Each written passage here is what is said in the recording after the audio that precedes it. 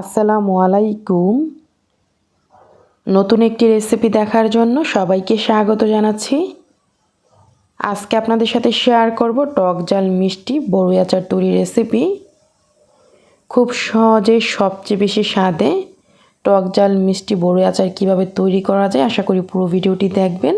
রেসিপিটি আপনাদের কাছে অবশ্যই ভালো লাগবে। চলুন দেখে নিই পুরো প্রস্তুত প্রণালী।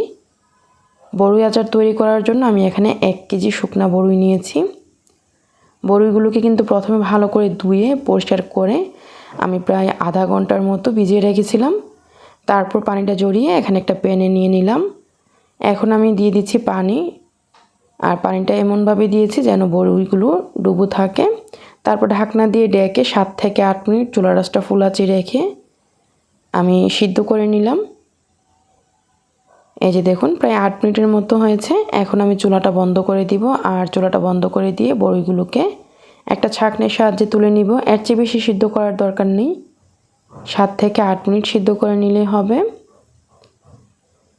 তো পানি থেকে ভালো করে পানিটাকে আমি ছেঁকে তারপর তুলে নিয়েছি এরকম একটা ঝাঁঝরিতে, আর পানিটা যেন এক্সট্রা সরে যায় তাই।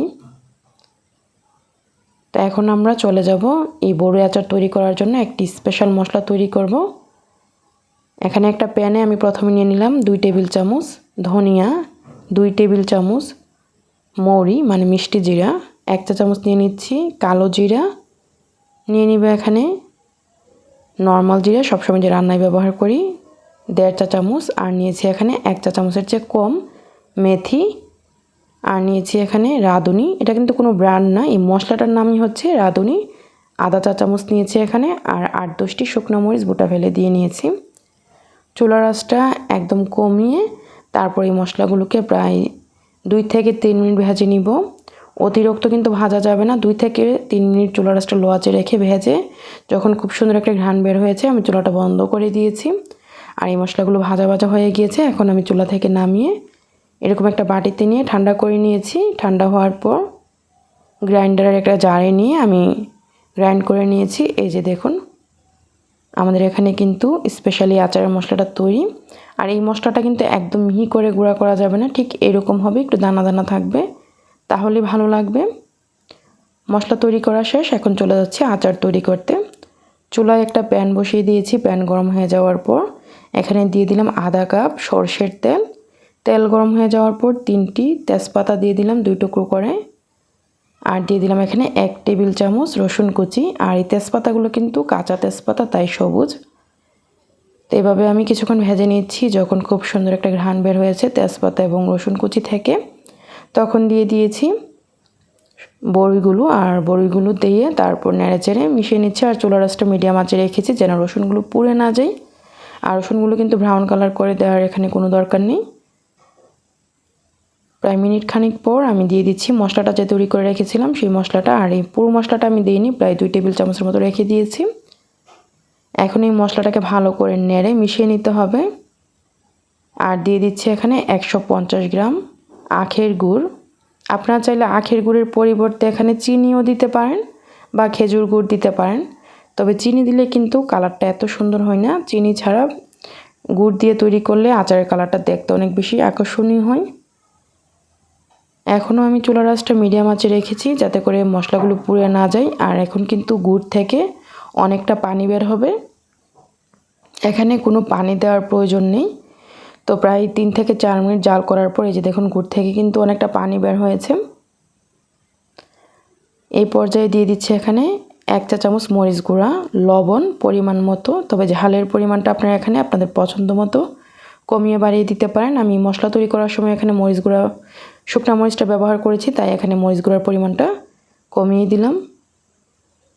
তো সব কিছু ভালো করে একত্রে নেড়ে মিশিয়ে নিয়েছি, আর এভাবে 4 থেকে 5 মিনিট জাল করে নিয়েছি। তারপর আমি এরকম একটা হাতার সাহায্যে বড়িগুলোকে ভেঙে দিচ্ছি।